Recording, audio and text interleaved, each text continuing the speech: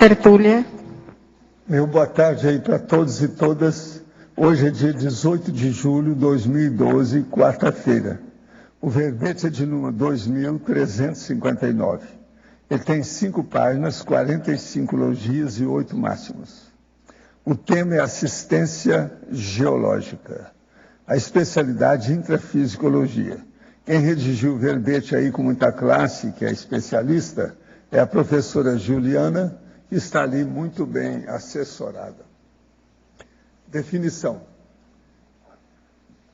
A assistência geológica é o efeito ou resultado das atividades técnicas da geologia enquanto ciência no fornecimento de recursos naturais, suprindo as necessidades da consciência ou uma mulher na dimensão intrafísica. As minerações, os garimpos, os recursos minerais energéticos, os minerais de ganga, os minerais de minério, os elementos nativos, as riquezas minerais, a escala de dureza dos minerais, os metais não preciosos, as pedras preciosas, as gemas, a água mineral, as nascentes d'água, o lençol freático, os poços artesianos, o aquífero guarani, o platonismo, os vulcões, o plutonismo, os vulcões, as erupções vulcânicas, o magma, as nuvens de cinzas vulcânicas. Tem 20 linhas aqui a fatologia, eu li só a parte. A energia imanente, a geoenergia, a hidroenergia, os plantochakras, a kundalini, a sinalética energética e parapsíquica pessoal, as centrais da física de energia. Agora, na argumentologia tem a tabelologia com 20 substâncias minerais indispensáveis ao modus vivendi da socin atual. Aqui é interessante ver as substâncias. Agora, na remissologia dos 15 verbetes, nós destacamos chão, evoluciologia, palco existencial, terra de todos e territorialidade individual. Frase enfática. O avanço científico e tecnológico da socin, aliado ao uso racional, sustentável e cosmoético dos bens minerais, possibilita a preservação e integridade do planeta Terra. Você prioriza o consumo racional e sustentável dos recursos naturais? Quais atitudes vem adotando para evitar a destruição do próprio habitat? Agora, na bibliografia, nós temos aí 6 fontes bibliográficas. Aí na webgrafia tem uma fonte bibliográfica. Agora, na mega análise aí com João Paulo, nós temos 20 itens. Minério, gemas, pedras, rochas e água. Preservação, exploração, sedimentação, erosão e subsolo. Planeta, natureza, desenvolvimento, estratigrafia, hidroenergia. Geoenergia, geologia, cosmoeticologia, intrafisicologia e mineralogia. Agora, o verbete aqui hoje no dicionário é autodiscernimentologia, no caso, bidiscernimentologia. E o argumento é neoverponológico. Eu chamo a atenção para o adendo, onde nós falamos aí de 3 categorias de abordagens sobre os conceitos interligados ou duplos sobre esse assunto do bidiscernimento. O bidiscernimento é o autodiscernimento intraconsciencial e o heterodiscernimento holopensênico. Agora, questionologia. Tenho observado que algumas respostas a questionamentos mentais me ocorrem instantaneamente. Tratam-se de observações muitas vezes antagônicas aos meus conceitos e princípios. Será possível alguma intervenção mental nesse nível com assediadores e, se positivo, é comum a leitura de pensamento por esses seres? Eles podem dialogar nesse nível mental? Já afastei os assediadores inúmeras vezes com EV, mas eles têm retornado com muita frequência. Tudo isso é possível, essas coisas tudo existe, é lógico. Isso é que é o assédio. O verdadeiro assédio, ele é do micro-universo consciencial. Abre o olho. EV, trabalha com as energias, melhore isso aí, procure se defender. O professor poderia esclarecer se durante o período de acadêmico de medicina ou de médico atuante já empregava a técnica da numerologia para estudar ou compor o raciocínio hipotético dedutivo clínico diante de determinada síndrome médica. Tenho usado essa técnica para listar os possíveis diagnósticos diferenciais e que os adicionais tal técnica possibilitaria. Eu já usava isso há muito tempo, desde a minha época de odontologia, antes da medicina. Agora, uma coisa das mais sérias que tem é o seguinte: eu usava todo tipo de processos terapêuticos. Para isso, então, você tem que ter muito mais do que a numerologia. A numerologia ajuda, mas agora a gente precisa de ter todos os processos de combater as doenças à mão e aquilo que a gente pode para poder ajudar o doente.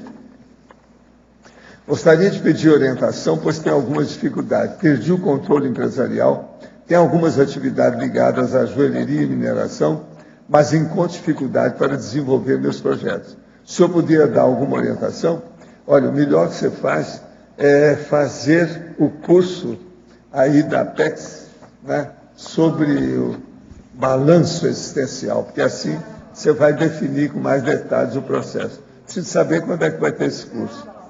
É no carnaval, né? Pois é, esse aí pode ajudar muito você, de uma vez para todas. Agora, tem outros cursos aí que pode ajudar. É bom você entrar em contato com a recepção do CEEC, que eles vão te dar orientação. Gente, acabou de sair aqui o Jornal da Apex. O Jornal da Apex está falando sobre reflexões biográficas para elencologia, Consciex em atividades na Cognópolis, Proex ginossomática, Apex apoiando a ideia do círculo mental somático, Apex Argentina tríplice relato de uma experiência paradidática e a identificação da Proex pessoal. Vale a pena ver que tem muito detalhe aqui. Ao todo são 6 páginas do processo. Tem muita coisa para se ver. E aqui está sendo falado aí dos processos nossos aí com a Mabel Teles, a professora aí, sobre os processos do Zé Filho. Tudo está no Jornal da Apex. É a primeira vez que se publica isso. Agora, gente, eu entrego a professora Juliana aí para vocês, tá certo? Juliana, na fatologia, segunda linha, os minerais de Ganga.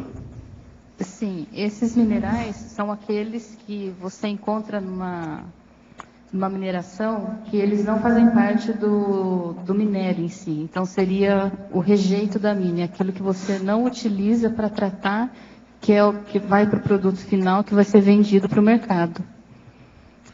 Certo, e na página, última linha da página 1, da fatologia, o supercontinente Gondwana.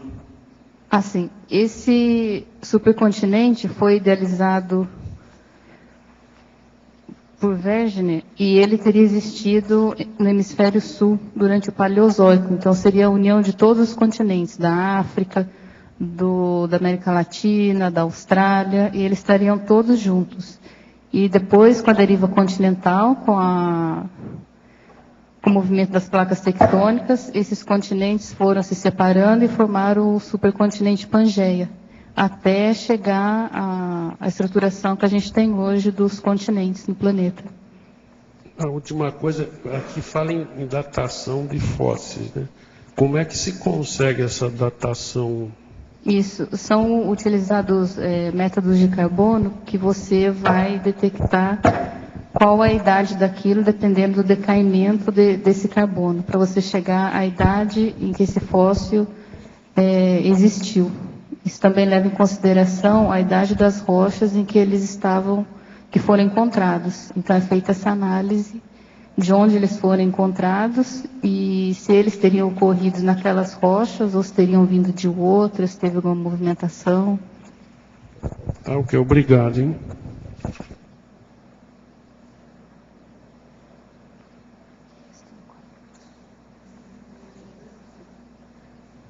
Aqui no B, na teoriologia, na página 2, você poderia falar um pouco a teoria geossinclinal?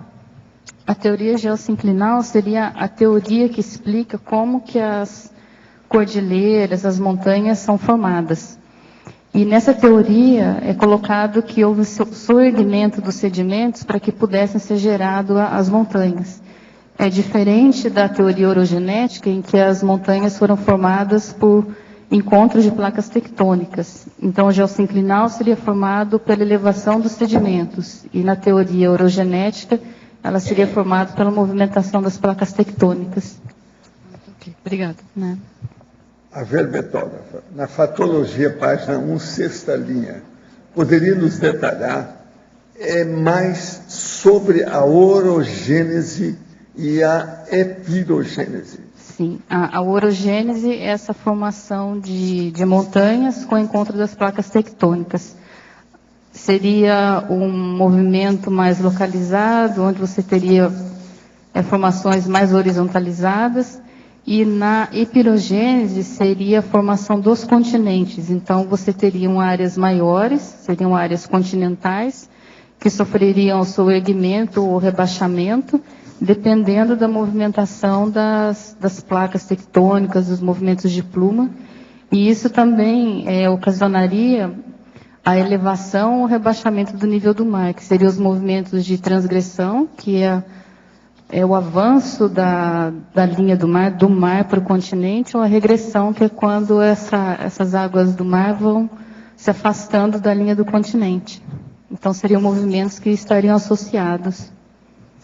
No último item da fatologia, a ideia do planeta Gaia ainda está vigente, apesar de tantas discussões sobre os fatores influentes do desequilíbrio terrestre? Poderia nos explicar o paradoxo? Fartura de bens minerais, nação subdesenvolvida, na paradoxologia? Tá. A teoria de Gaia ainda tem material sobre ela, ainda se é discutida, mas eu acredito que ela é válida, mas se você olhar o verbete, se você ler com atenção e ver todas as teorias, os processos geológicos internos e externos, não deixa de ser a teoria de Gaia, que seria a teoria que explica a Terra como sendo como ser humano, que ele interagisse com os movimentos internos, externos, com a atmosfera, e que isso tudo estaria em equilíbrio, que daí essa questão do equilíbrio entraria a isostasia da Terra, que é a questão da Terra estar sempre se mantendo em equilíbrio, mantendo a sua entropia, para que a gente tenha o planeta da forma como ele é hoje, né? E o outro paradoxo... Não, quer saber o paradoxo, fartura de bens materiais, nação subdesenvolvida. Assim, esse paradoxo aqui eu tirei de uma matéria que eu vi no Jornal Nacional sobre a OCDE, que divulgou que muitos países, principalmente subdesenvolvidos, têm muitos bens minerais, mas o que falta para eles é educação, é formação das pessoas para que possam utilizar esses bens minerais da melhor forma possível e para que traga o progresso para esses países. E o que se vê é o contrário. Esses países são pobres, mas são muito ricos em bens minerais. A Conscienciologia concorda com a parapsicologia no que se refere à radiestesia para encontrar água ou lençóis freáticos no subsolo com auxílio de forquilhas ou varinhas? Teoria que diz que a água em movimento é capaz de formar um campo eletromagnético. Ele seria tão fraco que é impossível medir por aparelhos convencionais, mas pode ser percebido com a ajuda da forquilha. Dormir atravessado em lençóis freáticos causaria insônia? Poderia explicar os estágios de evolução dos minerais? Está querendo tudo aqui, hein? Estágio de evolução dos minerais? Acho que seria de formação. Então, a primeira coisa, a radiônica, né? É. O que é que você acha da radiônica? Eu nunca fiz nenhum teste, nunca estudei sobre o assunto. Funciona, mas tudo é secundário. É a pessoa que tem que saber mais. Tudo isso é muleta. Se a pessoa tem sensibilidade, ela percebe tudo sem necessidade disso. Isso é psicometria. Agora, dormir atravessado em lençóis freáticos causaria insônia para você? Como é que é? Não, eu acho que não tem nada a ver. Poderia explicar os estágios de evolução dos minerais? Sai dessa. Eu não diria evolução, mas formação, né? Porque é energia morta, né? É uma energia melhor. Imanente, né? Que ela é manipulável, né? Mas aí teria que ver quais os minerais, né? Porque tem minerais se formando em rochas ígneas, metamórficas. Na platina, né? Platina, ouro. São os elementos nativos, né? Poderia ampliar em estrangeirismologia, página 1, o trabalho com mente et maleo? Assim, aqui é o trabalho do geólogo, porque o geólogo no campo, ele usa o martelo para tirar amostras de rochas e para levar para o laboratório, para fazer lâminas, para estudar os minerais. Então, ele usa o martelo e a mente como trabalho, que são essas ferramentas de trabalho. Vigor? É. Minha dúvida em relação à catalepsia projetiva. Desde os 16 anos, agora tenho 31. Venho experimentando esse estado com muito mais facilidade do que a projeção em si. Acabei por aprender a lidar com ela. Porém, de um ano para cá, venho sentindo algo novo que ainda não achei resposta. Quando tem entrado em catalepsia, venho sentindo um tipo de dor que ela lateja e solta. Nas primeiras vezes que aconteceram, eu ouvi uma voz que parecia ser de uma consciência bem agressiva. Na última vez, eu vi a entidade ao meu lado, cochichando coisas que não conseguia compreender.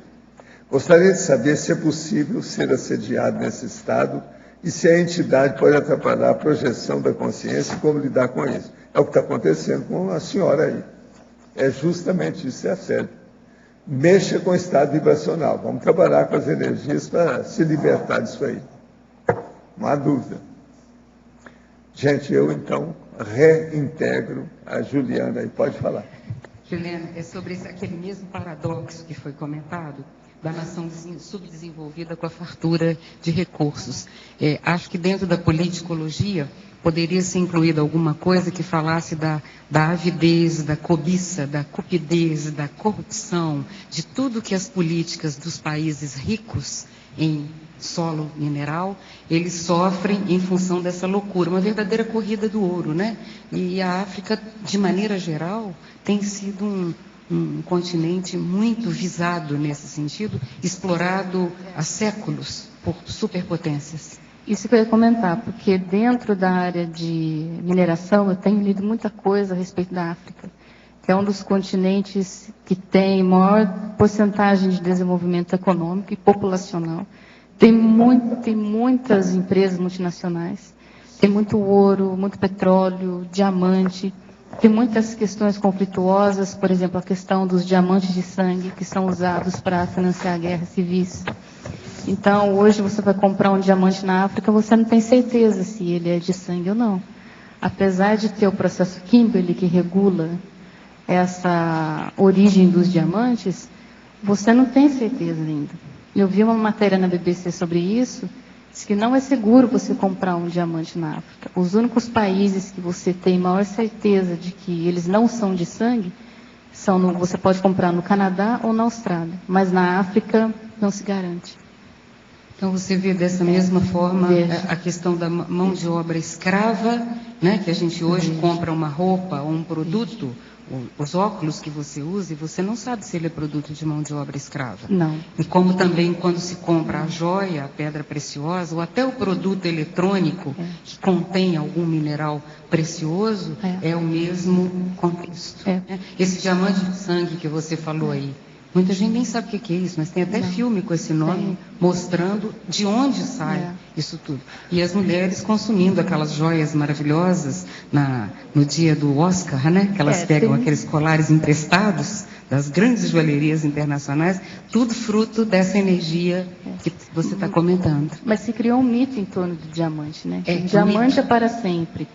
E para um homem expressar todo o seu amor, sua paixão por uma mulher, ele dá um anel de diamante para a mulher. Essa cultura, né? Essa cultura, E também dizer que o melhor amigo da mulher é o diamante. Tem até um filme famosíssimo com a Marilyn Monroe, que tem esse título, né? Exatamente. Os diamantes são os melhores amigos. Então, tem toda uma cultura que é super negativa por trás disso tudo e que a gente passa meio que batido, sem saber muito detalhe, não saber que você deve conviver nesse ambiente. Mas, por exemplo, na área de mineração tem aquela área que cuida das comunidades, né? Então, as empresas descobrem uma mina em determinado local e ali vive uma comunidade. Ela tem que tirar aquela comunidade dali, ela tem que ressarcir essas pessoas, né? Porque ela não pode simplesmente chegar ali e abrir a mina. Não, ela tem que remover essas pessoas, indenizá-las, para depois começar a minerar. Então, não é simplesmente chegar e abrir a mina. Tem todo um processo legal por trás, entendeu? E as comunidades sempre têm um representante que luta para que o direito dessas pessoas seja garantido. Entendeu? Tem. E para a política Tem. Importantíssima dentro desse contexto. Eu citei até aqui na legislação a questão da regulação, as leis de regulação do setor mineral. Então, tem muitas leis nessa área que regulam a área de mineração e não são conhecidas, né? Porque o que se tem ideia da mineração é que ela é totalmente prejudicial ao meio ambiente, porque você vê aquele buraco enorme, no meio, às vezes, de áreas que tem floresta ao redor, mas aquela destruição, ela é local, ela é pontual, é diferente da destruição de uma floresta, que ela é muito mais abrangente e que destrói, além das árvores, o meio ambiente, tem toda uma fauna ali que está sendo destruída, uma flora. Então, a mineração é a mesma coisa, só que é pontual. E as empresas são obrigadas a recuperar as áreas que estão sendo destruídas, porque senão elas são multadas. E depois tem a questão da mídia em volta. Né? Eu sugiro na politicologia você inserir a paradireitologia, sabe? Porque mexe com a qualidade de vida e o destino de milhões de pessoas. E não é só de pessoas, é do planeta, né? Do planeta como um todo. Porque eu penso assim, os terremotos, tsunamis, para mim são processos naturais. Às vezes as pessoas se assustam, mas destruiu um país todo. Não, mas sempre morreram pessoas. Sempre isso é natural, são catástrofes naturais, isso é do processo natural da Terra. Mas o que vem acontecendo é uma aceleração desses acontecimentos e que vem desequilibrando toda a estrutura da Terra. Então, assim, a gente está contribuindo para isso, entendeu? Entendi.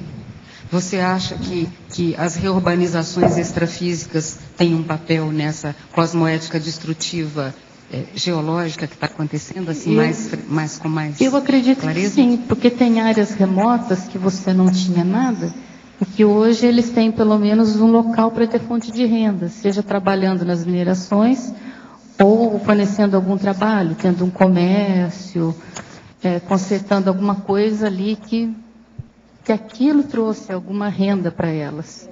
Então tem o lado positivo e o lado negativo também. Não é todo negativo também.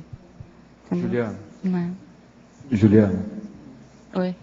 Atrás de você, aqui no... Você Sim. falou a respeito do efeito local da mineração. Isso. Mas na lavra do ouro, às vezes é utilizado o mercúrio também. Exatamente. E aí esse tem um efeito à distância também, né? Exatamente. Em diversos níveis, né? Exatamente, mas essa utilização, às vezes, é usada em garimpo de forma irregular, né? Então, tem a lei do garimpeiro, se você olhar no site do DNPM, você vai ver que tem uma lei do garimpo. Então, assim, eu não tenho muito conhecimento dessa parte, mas eu acho que encontrei eu tenho uma notícia aqui sobre mercúrio, que foi lançado um guia para reduzir a exposição ao mercúrio na mineração. E tem um programa da ONU para o meio ambiente, o programa chama PNUMA, que lançou um guia prático para reduzir o uso de mercúrio na mineração. Porque hoje estima-se que entre 12 e 15 milhões de pessoas em mais de 70 países operem no setor, que produz até 20% da oferta de ouro global. E agora, com esse projeto, eles querem que esse uso de mercúrio seja menor e que garanta uma continuidade dessa produção de ouro em pequena escala, mas de maneira sustentável. Então, assim, tem alguma coisa sendo feita nesse Porque o problema é setor. quando cai nos rios, né? E Exatamente. aí os peixes acabam consumindo esse mercúrio e as pessoas que consomem os peixes se contaminam, né? Exatamente, O senhor poderia comentar sobre a terapia bioenergética descoberta pelo médico japonês Yoshiaki Omura? Nessa terapia, 2 examinadores utilizam os dedos das mãos entrelaçadas em forma de anel e uma vareta de metal encostada no paciente, fazendo assim a leitura corporal através da energossoma, diagnosticando doenças e plantas que podem curá-lo. E quanto à urinoterapia também indicada por esse método, funciona totalmente, realmente? Olha, eu não tenho experiência disso aí não. O que eu vejo é a clarividência e o parapsiquismo, é ver arco voltaico funciona direto e não precisa de muleta. Isso tudo para mim é muleta. Em Paradoxologia, página 2, na segunda linha, poderia abordar o paradoxo, fartura de bens minerais na ação subdesenvolvida. Você já falou, né? Já falei, já. Pois. Agora aqui, em Efeitologia, página 2, terceira linha, poderia comentar o efeito da geoenergia no equilíbrio do sexo chakra? Sim, o sexto chakra é um dos 7 chakras básicos. Então, você tem a EC, a energia consciencial do sexto chakra, que vai ativar todo o resto do seu energossoma. Então, por exemplo, você tem a energia imanente das rochas, a geoenergia. Então, com a ativação da pré-Kundalini, ele vai ativar a Kundalini, que é o sexto chakra, e vai manter o resto do seu energossoma em equilíbrio. Gostaria de saber da geóloga e herbetógrafa se ela conhece os minerais existentes em Catalão, Goiás. Minerais? Catalão, Goiás. Conheço, já fui em Catalão. Tem uma mina de nióbio em Catalão. Isso. No livro sobre autodomínio pela autossugestão de Emílio Coué, é defendida a tese do conflito entre a vontade do indivíduo e sua imaginação. Nessa tese, a imaginação sempre vence o seu uso, e seu uso ajudaria na autossugestão para estimular curas de autodomínio do indivíduo. Desse modo, gostaria de saber como o pensene associado à imaginação atuaria no processo de autossugestão ou auto-hipnose para as curas descritas no livro de Coué. Olha, o que eu vejo aí na história é o seguinte: o problema de autossugestão, quando é muito positivo, pode ajudar as pessoas. Mas agora, o que tem mais na vida é hipnose. Hipnose nem sempre é bom, tem que ir com calma. Agora, uma pessoa mesmo sugerir coisa positiva para ela, isso não tem nada demais. Agora, o que eu vejo é o seguinte: imaginação é um negócio sério. E a pessoa tem que domesticar a imaginação. É isso que a gente sempre falou aqui. Domestique a sua imaginação para que não ocorra excesso das fantasias e você fica com aquilo que nós chamamos os 2 pés em cima da rocha e o mental soma no cosmos. Isso é que interessa. Professor Walter, hoje durante a mini tertúlia, o senhor comentou que os serenões eles ficam em locais de encontro de placas tectônicas. Como que é isso? Não, eles geralmente, isso é observação minha, de alguns que eu localizei, todos eles, às vezes, tinham mais ou menos um domicílio próximo de alguma placa tectônica. Então, por exemplo, tem esse aí na Argentina, tem um outro, aquela dona lá no Nordeste, tem um esquimó, você está entendendo, lá na área dele, lá de Montauk Bay, que ali também parece que tem um processo desse, perto do processo do Polo Norte. Então, são essas coisas que a gente viu que parece que eles influem nisso, cada energia. Porque você sabe, eu acho que nós influímos muito nas questões da natureza. Por exemplo, nuvem. Eu admito perfeitamente que você pode fazer chover se você começar a mexer com as energias em cima de uma nuvem. Entende? E eu já fiz experiência com isso. E eu admito isso. Agora, não gosto de falar, porque senão o povo vai falar que a gente manda chuva, que é besteira, está cheio de tolice nisso aí demais. Mas eu acho o seguinte, vamos só, a minha suposição, ou a minha hipótese parte do seguinte princípio. Se nós, como consciência, conseguimos influenciar profundamente outra consciência, sendo que essa outra consciência tem energia própria e pensamento próprio, e nós, no entanto, somos capazes de influenciar, e a maior prova que tem são os assédios interconscienciais e as assistências dos amparadores interconscienciais. Então, por que nós não podemos pegar um conjunto de processos de água que está aí no espaço, igual a nuvem, e não influir naquilo, sendo que ela não tem energia própria. Ela tem energia, mas não é própria, ela não raciocina com isso. Outra coisa, ela não pensa por si. Se nós conseguirmos influir numa pessoa que pensa, Que dirá então a nuvem? Esse é meu argumento, eu acho que é acachapante. Isso aí liquida com o assunto, manda tudo para o escambau. Agora, o que se passa? Eu aqui mesmo, teve gente aqui do CAE que viu.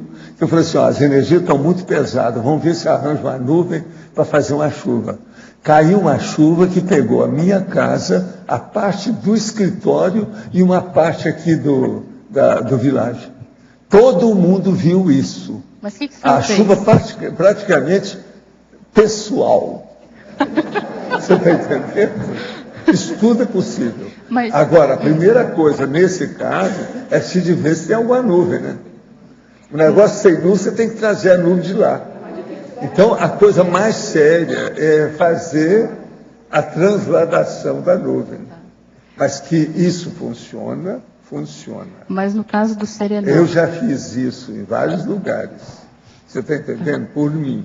Naquele que precisa. Quer dizer, processo indústria particular. Está entendendo? Mas é possível.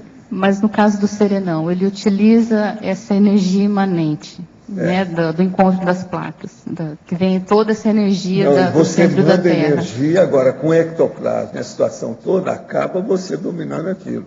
Se os amparadores entram, eles te ajudam. O negócio é que acaba, altera a temperatura, dá movimentação na nuvem e acaba vendo a chuva.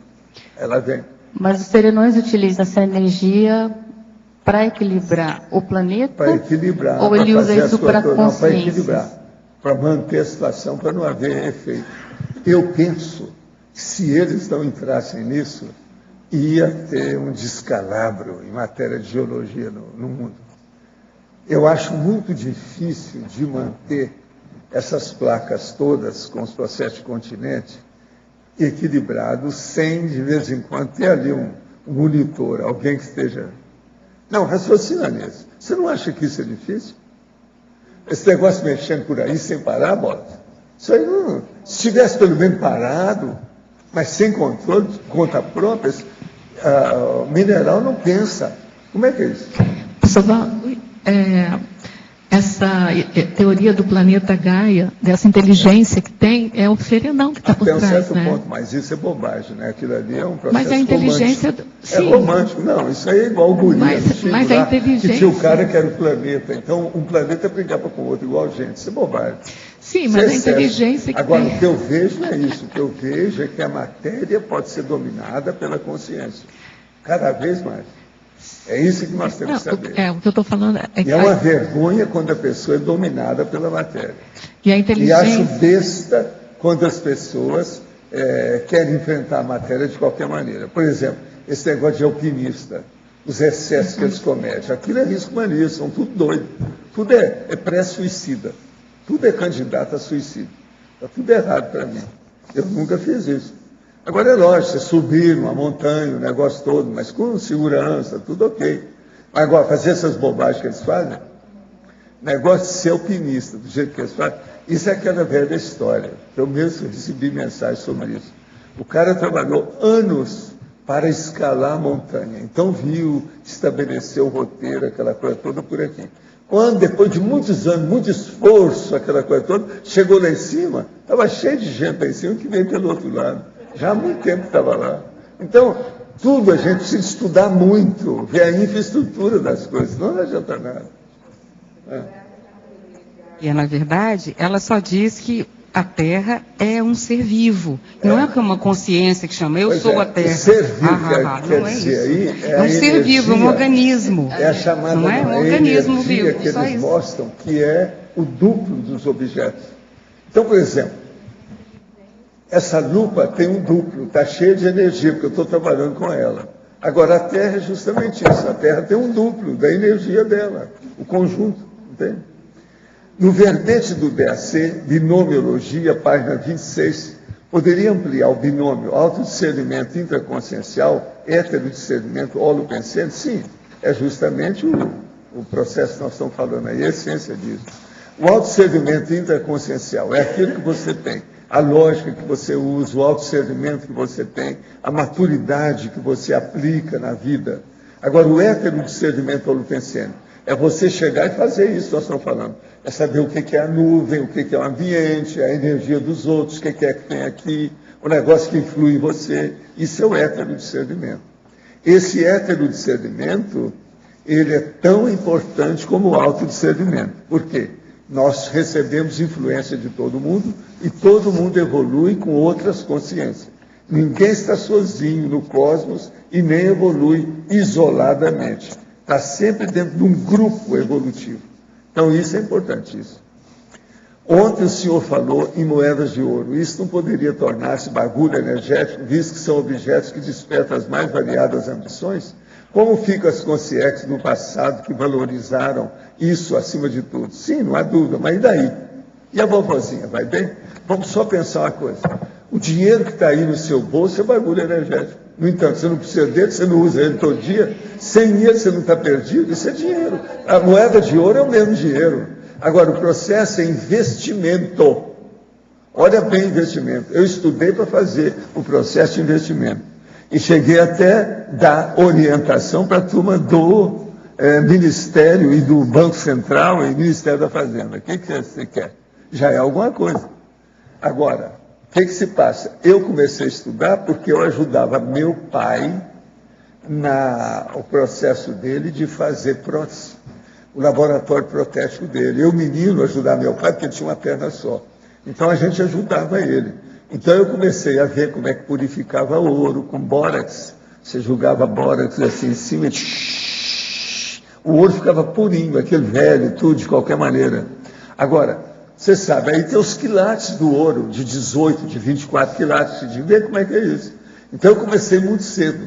Eu sabia como é que era o ouro e a situação toda. E outra coisa, em odontologia, ainda mais no interior, eles pegavam o ouro antigo para fazer o ouro bom para poder fazer prótese. Senão, tinha problema. Era isso que meu pai, na época dele, isso era normal. E eu aprendi isso. Foi aí, então, que eu entrei para estudar o que era o ouro. Agora, o que se passa? Eu comecei a comprar moeda de ouro. Com o passar do tempo, eu fui estudar a numismática na questão do ouro mesmo. E com isso, eu adquiri um know-how que eu sabia o preço e tudo. Eu comprava tudo que vinha, tudo que aparecia. Com o passar do tempo, no Rio, todo mundo sabia que eu comprava moeda de ouro. Aí os caras vinham. Havia um homem, que o apelido dele era General. Ele atendia o Brasil inteiro com moeda de ouro. Aquilo vinha até do exterior para ele. Ele era especializado nisso. Agora, depois que eu fui fazer viagem, eu fui ver as grandes casas que mexiam com numismática para saber o preço do ouro, da moeda, como é que era, de que modo que era, o leilão, como é que acontecia. Participei dessas coisas todas para ver como é que era, para aprender. Agora, o que se passa? Eu tive ideia de fazer isso através do Wall Street. Eu tive aula na Wall Street sobre o processo de investimento, para mexer com ações, você está entendendo? O processo do mercado, entende? A situação toda, era o jeito. Stock market. Agora, com isso, eu vi os processos da commodities antes de vir para o Brasil. A situação das commodities, porque aqui no Brasil eles não usavam muito isso. Isso não era, falava muito na Bolsa, nem nada, não. Isso foi depois recente. Foi nessa época, então, que eles foram atrás de mim. Agora, como eu gostava de mostrar tudo no imposto de renda, sempre paguei a coisa tudo bonitinha, tudo que eu tinha eu colocava lá. Entende? Agora, depois, eu peguei as moedas de ouro que eu tinha e comprei um apartamento. E outra coisa, vocês já viram, né? Eu comprei um apartamento praticamente lá embaixo. O valor dele lá, devido ao processo da moeda de ouro, porque aquilo valorizava com o tempo, foi uma loucura. E quem me comprou as moedas de ouro sabia mais moedas de ouro do que eu. É gente viva para chuchu, de São Paulo, entende? E tudo bonitinho, tudo legal, tudo certo. Gostaria de observar que o filme Diamante de Sangue, de 200, deve ser 2000, né? E com o ator americano Leonardo DiCaprio, e retrata exatamente o comentário do verbete. Diamante de Sangue.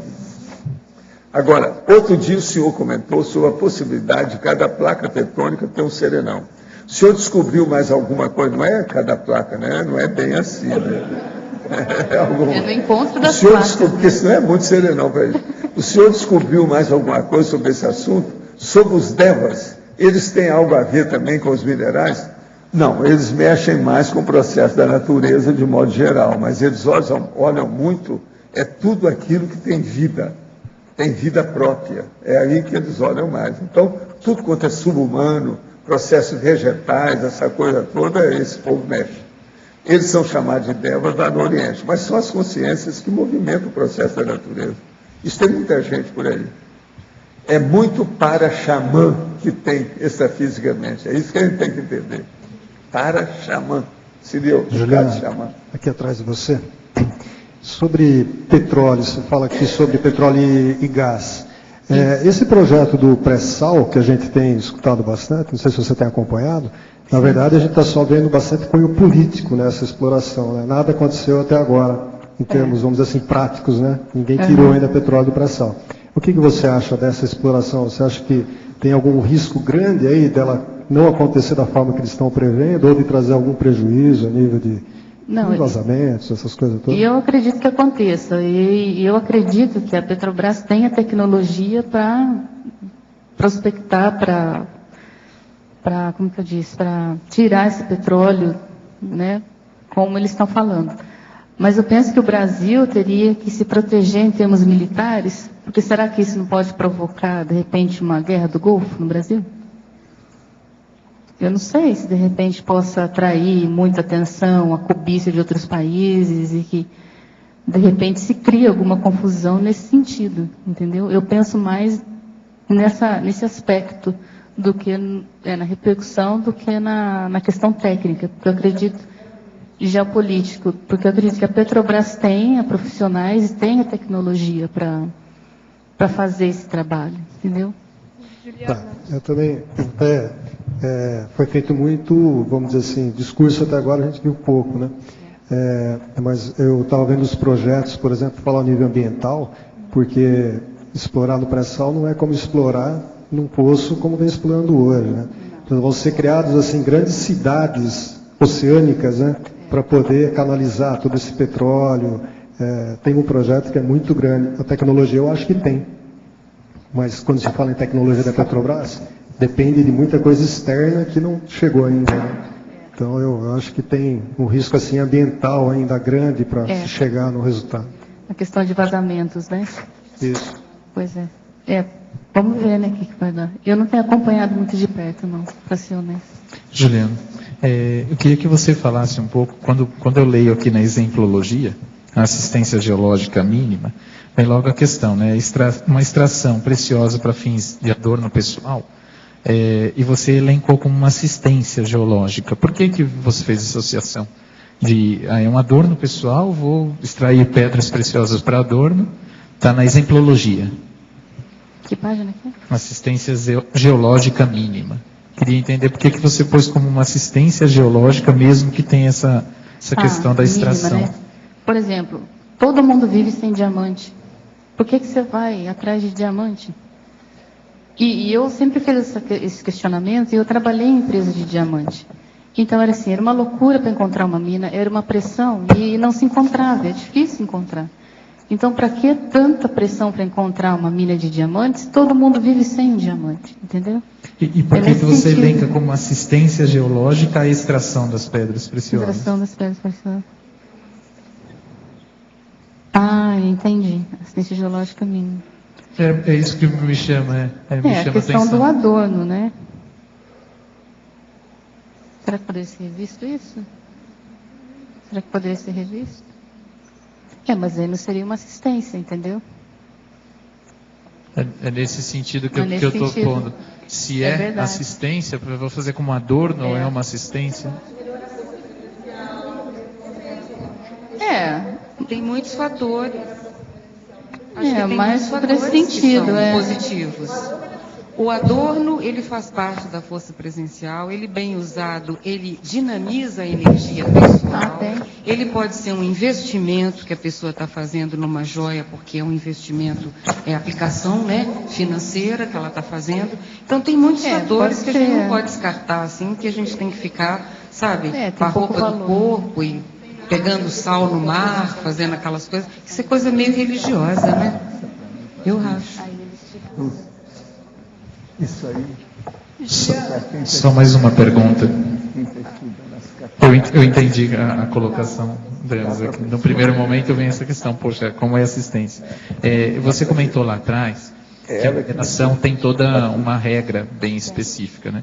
Mas nós entendemos que tem um contexto extrafísico, que independente de tirar a família do local, muitas vezes já ouvi falar desse contexto extrafísico, que tinham índios lá na região, que você não remove dessa forma, e aí muitas coisas dão para trás, essa mina não acaba acontecendo por conta disso. Você tem alguma experiência disso? Tenho. Na mina que eu trabalhei de ouro, lá em Mali, tinha uma comunidade que morava perto do pit, perto da cava. E eles tinham um cemitério. E nessa área de cemitério foi encontrado muito ouro. E esse ouro poderia ter mais 2 anos de produção. E se eles não conseguissem fazer um acordo com essa comunidade, a mina seria fechada. Então a comunidade não quis sair de lá, porque eles não iam deixar os ossos dos descendentes deles lá para ser tirados de qualquer maneira. Então eles estão lá e a mina está para fechar. Agora onde eu estou trabalhando, que é uma mina de carvão, a comunidade só saiu do local depois de fazer os rituais que eles tinham que fazer para não ficar mal com os antepassados deles. Então, só depois disso que eles aceitaram sair da área. Então, tem toda essa questão religiosa, né, do misticismo dessas comunidades, pelo menos nos locais que eu fui. E é como você está falando da questão indígena no Brasil também, né?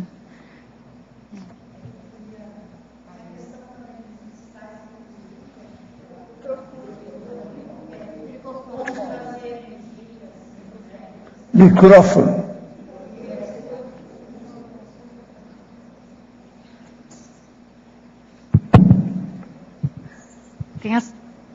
Tem essa parte toda do misticismo, que o cristal traz energias, bons fluidos. Acho que entra nisso aí também. Não deixa de ser uma crença. Mas hoje é diferente, né? É usado como terapia, né? Terapia das rochas, essas coisas. Cura também. É usado em vários direcionamentos, indústria, né? Aí tem essa questão aí também. A questão não é só mística, não. Tem uma questão extrafísica bem séria em relação a tudo isso, porque costumes, tradições, significa que a pessoa que criou um holopensene sobre aquilo. Existe a contrapartida extrafísica. Então, nos lugares que tem, por exemplo, o sambaqui, que é o cemitério indígena, as consciex, guardiãs daquele ambiente, elas estão todas lá. E eu suponho que na África não seja diferente, exista toda a contrapartida das equipes extrafísicas que preservam, que assistem aquele lugar. Então, do momento que se remove aquele objeto, está se removendo a energia, e dependendo do nível evolutivo da consciência, ela se julga, ela é ameaçada, ela se julga, então ela começa a provocar acidentes no ambiente, que podem até terminar em morte das pessoas, em dessombras, coisas desse tipo. É muito mais sério. Quer ver uma coisa interessante que acontecia lá na mina que eu estava lá em Mali? Eles faziam rituais que eles utilizavam animais para se lavar com o sangue. E eles faziam isso para acalmar o diabo. E o diabo era o ouro. Então, quando eles sentiam que a energia estava muito pesada, eles faziam esses rituais. Entendeu?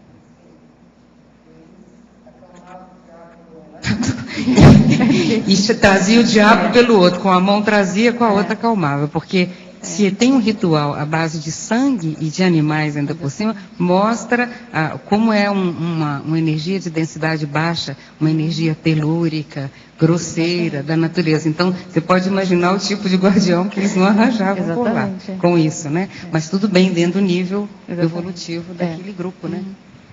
Juliana, aqui na seção Principiologia, eu gostaria que você abrangesse os princípios estratigráficos. Para mim, por favor, Augusta. Assim, aqui é o princípio da horizontalidade e da sobreposição das camadas. Então, toda camada sedimentar, ela vem uma depois da outra. É uma coisa muito simples, que parece assim óbvia, mas se você tem um extrato, aquele extrato se formou antes do que está por cima. E isso é um princípio básico da geologia, que foi definido por Steno no século XVIII, século XVII, XVIII, e que é um princípio utilizado até hoje nas escolas de geologia. E aqui, efeitologia efeito da geoenergia no equilíbrio do sexo chakra. Esse daqui eu já comentei, que é a questão da geoenergia nos plantochakras, que é a pré-kundalini e que vai ativar a kundalini, que é o sexo chakra, que vai reequilibrar as energias do energossoma. Agora tem uma coisa, Juliana, que eu queria ver a sua opinião. Eu acho impressionante a platina.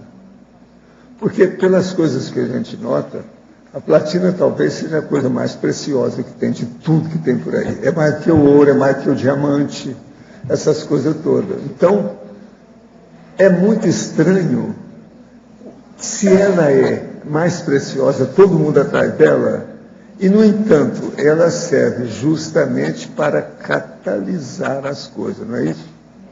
Parece que se usa isso. Ela é a catalisadora, até moral da história, ética. Não é estranho a situação? Platina é um negócio que eu sempre fiquei atravessado aqui, ó. Eu não entendo também, não. Você já estudou isso? Não, não estudei, não. Quando você vê alguma coisa de platina, veja se você vê algum detalhe disso. Porque eu acho estranho é isso. É o ouro, né? O ouro da situação, mas é muito mais do que isso. E a platina é bem mais rara que o ouro. Pois é, bem mais rara. Agora veja, o problema dela é catalisar. A catálise, até um certo ponto, é a aglutinação. Presta atenção. E ela, que sendo mais cara e mais rara, é que aglutina, mas todo mundo está atrás dela. Uma moeda, por exemplo, de platina, ela tem uma força, um valor extraordinário, é tudo aves rara. É uma loucura. Hein? Pois é, ela tem força presencial, porque ela aglutina. Ela é estranha a situação. E agora, sendo que ela é usada para fazer catalisadores, não é isso? Hernando, você está entendendo a situação? Não, uma boa parte do povo, eu já falei com vários geólogos, não, eu nunca pensei nisso. Mas veja... eu tenho uma colega trabalhando numa mina de ouro e platina, eu vou perguntar para ela alguma coisa. Não, agora você pergunta e fala o seguinte, por exemplo, arranjar madeira para ser catalisador é uma coisa, mas não é. É um troço raro que é catalisador, quer dizer, parece que ela tem como se fosse uma personalidade. Você está entendendo o que quer dizer? Ela tem uma força presencial. Você está entendendo, Hernando? Eu sempre impliquei com essa situação. Agora, é tanto que eu falo lá para ela, você é a maior platina do cosmos. Por isso. Entendeu? Esse é o elogio maior que eu posso fazer para alguém. Não é isso? Sovaldo. Maior platina do cosmos. Eu trabalho com química, eu trabalho na indústria petroquímica, e muitos processos de catálise é a platina quem entra. Pois é, nós sabemos. Mas olha, a Juliana colocou aqui, ó, platina, utilidade ou matéria-prima, joias e catalisadores. Ela pôs direitinho a situação. Agora, catálise é que ajuda a evolução, no caso, porque faz a transformação, não é isso? Mas agora o problema todo é que é também uma aglutinação. Como é que vai fazer uma catálise sem aglutinar? Tem que juntar, não tem? Tem que ter um elemento de ligação, né? Pois é. É muito impressionante a gente pensar, é muito assim, aparente sincronicidade das coisas à toa. Eu sou encasquetado com isso. Eu acho que deve ter mais coisa que nós não entendemos aí na platina. Valdo, podia ampliar isso, a catálise da platina, você podia ampliar melhor aqui? Não, é ela que é especialista, não sou eu, ela que tem que falar. Pode ser. Não, eu sou discípulo da Juliana. Não, isso eu não estudei, não. Sou discípulo. As propriedades químicas não estudei, não. Pois é, mas teria que estudar para você ver como é que faz e o processo, como é que é. A interação a maior. Isso é que a gente poderia chamar. Interação a maior. Entende? Essa catálise, eu sou engenheira química. Essa catálise que a platina tem é um metal, então ela tem os elétrons mais livres. E ela consegue, com isso, absorver outras substâncias, fazer com que elas fiquem um pouquinho mais paradas, e aí facilita o choque e a reação química. Por isso Falou é catalisador. tudo, não disse nada, porque a gente não entende nada. Essa parte da química eu não li, não. É isso aí. Juliana, em cima no ar, Pedro. Oi. Queria saber se você estudou alguma relação da geologia com a extraterrestriologia. Porque, assim, tem muitas... Eu já vi alguns casos, por exemplo, no interior de Minas Gerais, essa cidade lá, São Tomé das Letras, que é bem conhecida por atrair, e lá tem a Pedra São Tomé, se tem alguma relação. Tem aquela descida que você sobe, não tem um negócio assim? Tem a ladeira do amendoim lá, que o carro sobe sozinho, desce Não, mas sozinho. isso tem a Rua do Amendoim lá em Belo Horizonte, que os carros, em vez de descer, sobem. Mas isso aí é magnetismo, não tem nada demais. Em São Tomé tem também, mas lá tem muita questão de extraterrestre que aparece lá e muitos têm como hipótese a questão aí das pedras geológicas. Mas isso aí é muita conversa. Mas o que eu vi, tem uma região na Espanha, na região do Rio Tinto, acho que na Galícia, que o solo tem as mesmas características do solo de Marte. E que eles estavam testando uma sonda para mandar para lá, nesse local na Espanha. Então, uma coisa interessante. As rochas do manto da Terra têm a mesma característica de planetas dentro do sistema solar. Sim. Então, tem isso também. Para São Tomé das Letras, companheiro, é muito baratrosférico lá, que lá eles fazem rituais ainda lá. Tá? Sim. Então, é isso que eu estou falando. Tem que dar um desconto aí. Mas mesmo assim, questão de pedras, a relação mais das pedras com esse efeito, né? Tem outros lugares também, que já ouvi falar, Mato Grosso, que eles fazem isso aí. O que eu quero lembrar para vocês, para ficar bem claro nessa tarde de hoje, é o seguinte: toda vez que você chegar perto de uma platina, abre o olho. Além de ser a coisa mais valiosa que tem por aí, a gente não sabe o que tem lá. Sei lá o que é que tem nisso. Escuta, por exemplo, Hernani, vamos colocar agora o processo da energia ectoplásmica, minero-ectoplasma, junto com a platina. Deve ter alguma coisa. O que é que funciona nisso? Pois é. Como é que faz? Impregnar. Tem que dar um jeito. Pois é.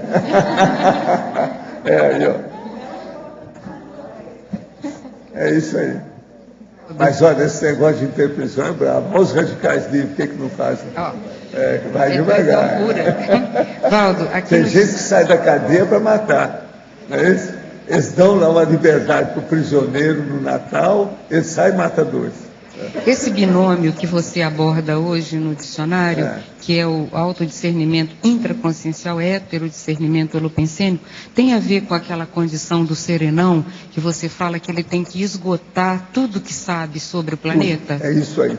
Tem a ver com a geologia, tem a ver com conhecer o intraplanetário e tudo mais, para depois se livrar daquilo. Tem que dominar o processo, senão não adianta. Então, só assim que eu saio daqui.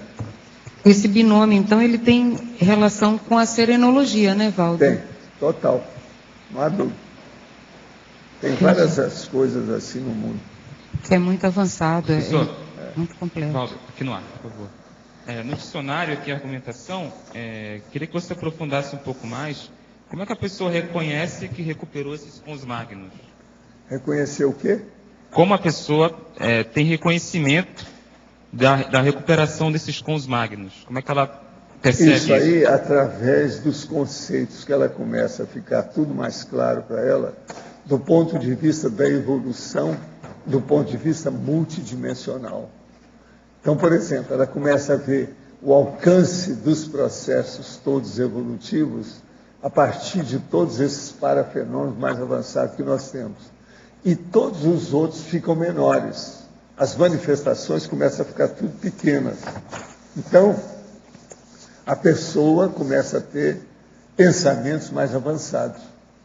E é o que eu tento fazer aqui, por exemplo, com as tertúlias e as mini-tertúlias, para que vocês possam raciocinar cada vez mais com autodiscernimento, com mental soma, com a cosmoética, com a prioridade evolutiva. Está entendendo? Isso aumenta a autolucidez. Você recupera os cons magnos, os megacons. O megacon, por exemplo, que diz respeito à sua retrocognição, às lembranças de vidas anteriores. E você, então, às vezes, por exemplo, aumentar a sua psicometria, a sua clarividência. Então, você começa a ver uma pessoa, você vai localizar quem é aquela pessoa na sua holobiografia. Não, eu vivi com essa pessoa faz uns 500 anos, naquele lugar assim, tinha isso, tinha isso, tinha isso. Então, você vê hoje uma personalidade consecutiva. É aquela que você conheceu e que hoje é essa pessoa que está aí. Então, isso tudo é recuperação de megaconsciência. Agora, o que eu acho que a gente precisa mais é recuperar os megaconsciências que dizem respeito à memória. Que a memória, ela embasa o problema da inteligência evolutiva. Entende? Então, ela é muito importante para nós. O diamante natural seria uma evolução do carbono ou somente um estágio, já que o mesmo pode ser manipulado e convertido em grafite. Já estou considerando valor, não estou considerando valor comercial? Ele está perguntando, o que você acha? É isso mesmo. A questão do diamante tem a ver com a temperatura e a pressão que ele é formado. Então, você precisa de pelo menos 1.100 graus para ter um diamante. Passou disso, vira grafite. Então, é uma questão físico-química, térmica aí, que tem. A verbetógrafa. Parafatologia, página 2, primeira linha. Poderia expandir a autovivência do estado vibracional profilático? Esse aí tem todo dia, é você que tem que responder. Tá bom. Esse aí tem todos os dias, né? O EV. Você pode utilizar o EV no local que você... para você testar a geoenergia do local. Você faz um EV, depois você absorve as energias do local pelos seus plantas chakras e vai subindo... E você vai fazendo a circulação fechada dessa energia e depois você exterioriza as energias para esse local. E daí você se sente mais revitalizado com as energias. Eu vejo dessa forma a autovivência do estado vibracional relacionado à temática do verbete.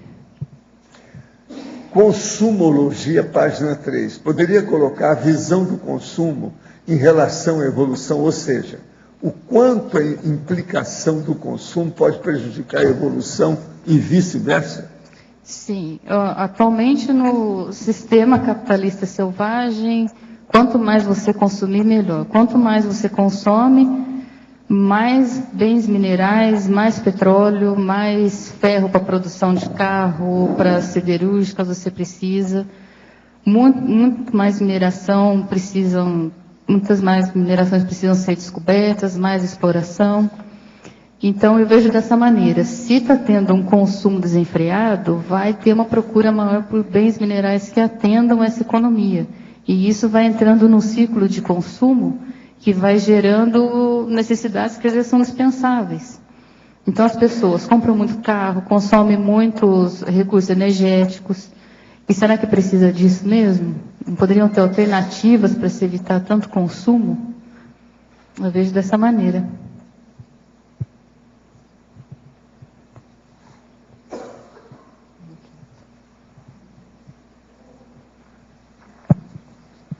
Aqui na argumentação ainda tem uma pergunta que eu gostaria de fazer. Qual é a diferença da recuperação de megacons com o acesso ao paracérebro? Olha, aí, sempre que você recuperar esses cons magnos, o paracérebro está se manifestando mais. Uma coisa puxa a outra, depende da outra. Quanto mais o paracérebro atua na vida humana, maior é a tendência da pessoa ficar mais lúcida. Isso é megaconsciência. Isso tem relação, então, nós com o outro. Nós somos o paracérebro. Esquece o resto. Pensa só nisso. Nós somos o paracérebro. Então, com isso, você tem a autolucidez máxima, é o paracérebro. Agora, veja, o que é duro nessa história, e um pouco irônico, e para chatear, é o seguinte, é que nós, raramente, no corpo que nós temos aqui, nessa dimensão que é respiratória, que você está sempre respirando, o que é que se passa? Raramente um de nós consegue ter as mesmas unidades de lucidez que nós tínhamos antes de ressomar. Quando a gente consegue, 75% já somos fora de série daquilo que nós somos. Então, nós nunca somos inteiramente o que nós somos como consciência, enquanto a gente é homem e mulher aqui. Você está entendendo ou não? Então, o problema nosso é estudar bastante determinada área que a gente queira expandir a lucidez para a gente, pelo menos, recapturar aquelas unidades de lucidez daquela área que nos interessa. Então, isso que eu faço com respeito aos fenômenos, com o processo da multidimensiologia, entendeu? Desde menino, eu vi o alcance disso. Agora, por isso que é que eu comecei a ter, antes de ressomar, eu pensava demais. O zéfiro que a gente fala aí, que é o meu processo aí da identidade extra, a implicação dele é com a memória, sempre foi. E a memória que ele queria era remota, não é recente, é remota.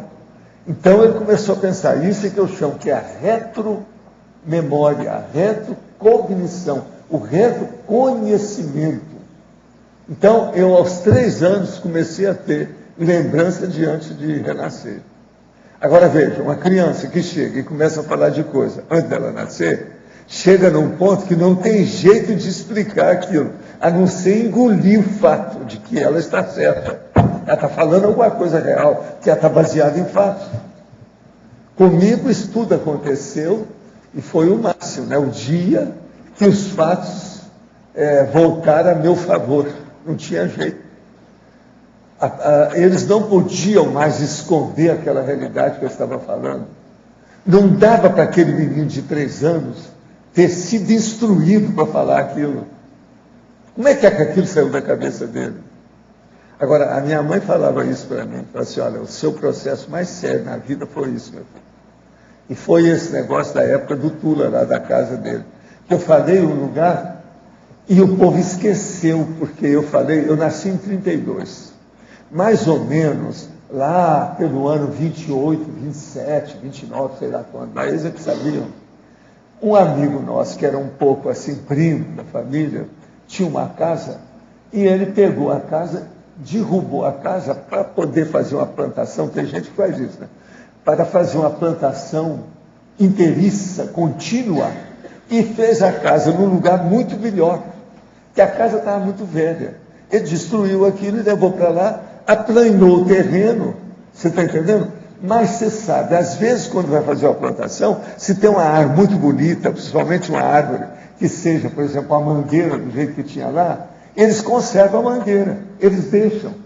Agora, eu falei sobre o caso, ninguém levou em consideração. Falei assim, esse menino aí está falando besteira, isso é fantasia de criança, e ficou por isso. Passaram-se alguns meses, eu saio com a minha mãe no fim de semana, ela foi visitar os caras. Quando vem, eu viro para minha mãe e falo assim, mamãe, aí aqui, ó, cadê a casa que eu falei? Tinha uma casa aqui. Aí o povo olhou um para o outro e falou assim, o menino está falando a casa do Tula, que foi destruído para fazer a plantação. Quer dizer que o que ele falou está certo, mas como é que ele vai saber uma coisa dessa? Aí complicou tudo.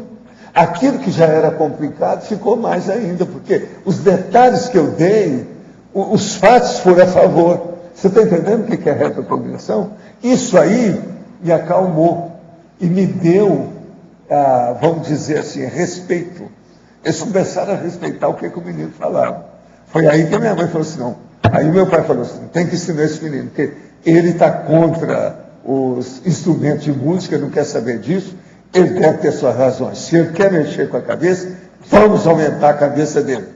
Vamos, estudo nele, faz ele ler, mostra como é que ele escreve, faz tudo. Outra coisa, coloca ele fazendo correspondente de tudo que nós fazemos. Porque naquela ocasião tinha muito de você pedir tudo pelo correio, sabe como é que é?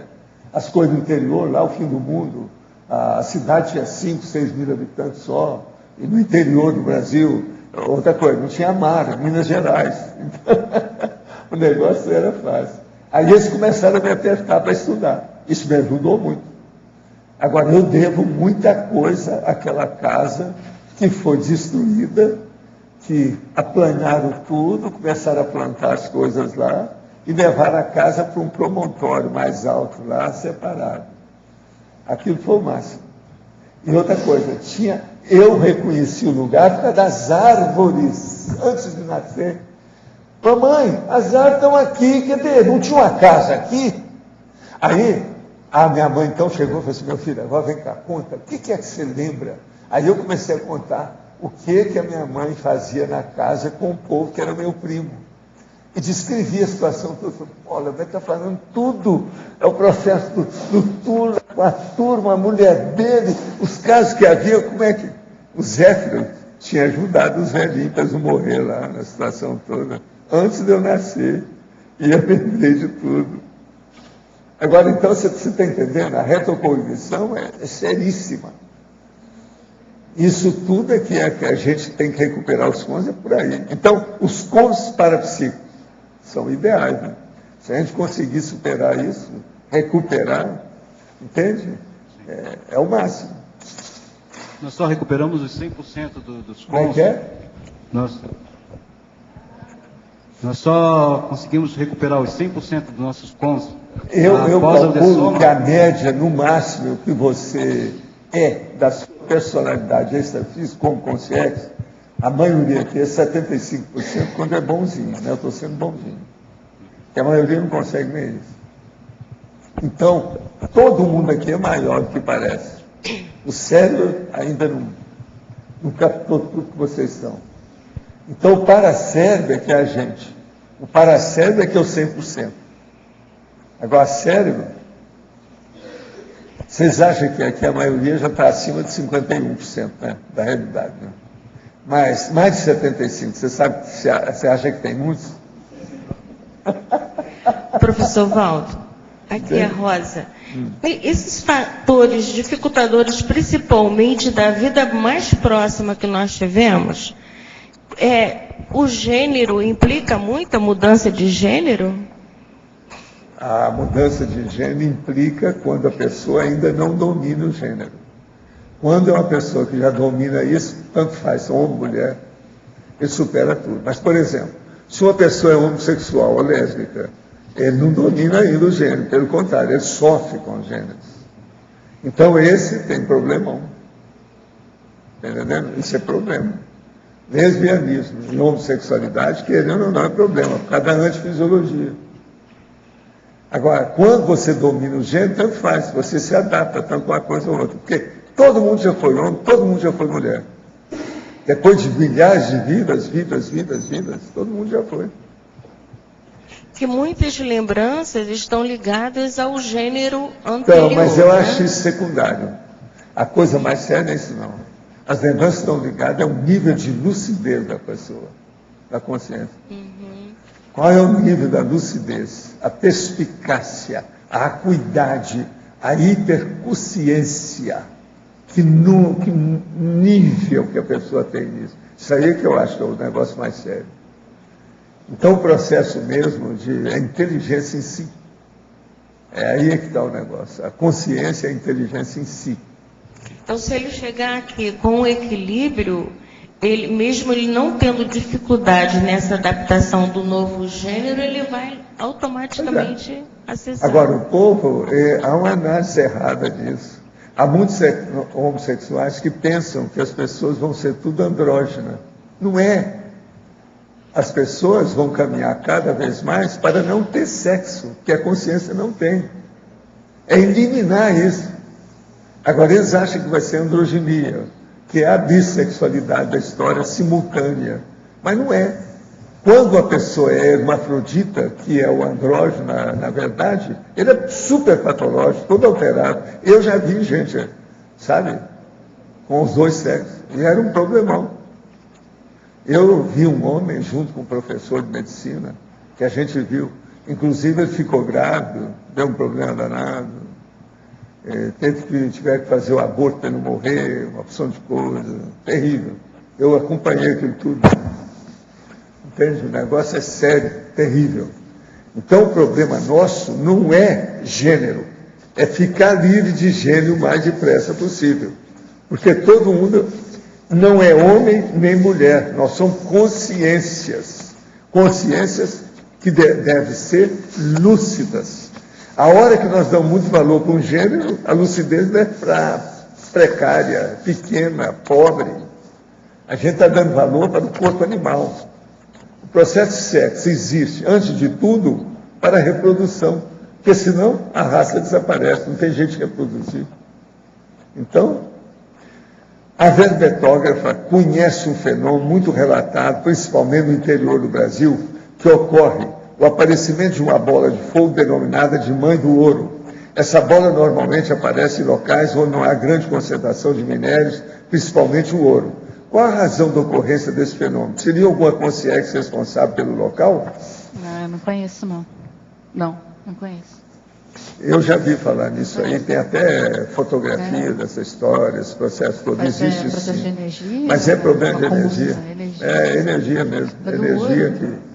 E geralmente é uma bola mesmo, do jeito que eles estão falando. Essa coisa tem. Agora, aí no interior eles puseram o nome disso, mãe do ouro, eu já ouvi falar nisso. Mas agora tem os fenômenos de parapsicologia que engloba isso aí até fora do Brasil, de outros lugares. Já se fala nisso há muito tempo, há alguns séculos. Tem gente que fala. O senhor mencionou que consegue fazer chover. Quando as secas do Nordeste, por exemplo, o senhor já enviou nuvens para fazer? Aí eu não estou falando, não, o negócio do manda-chuva, é a vovozinha. O que estaria por trás dessas secas em relação àquelas pessoas que estão sofrendo? Seria algum tipo de karma? Não. São coisas mesmo do ambiente. As pessoas ficam nos lugares. Olha só as pessoas que moram nesses despenhadeiros aí, de tudo quanto é jeito do Rio.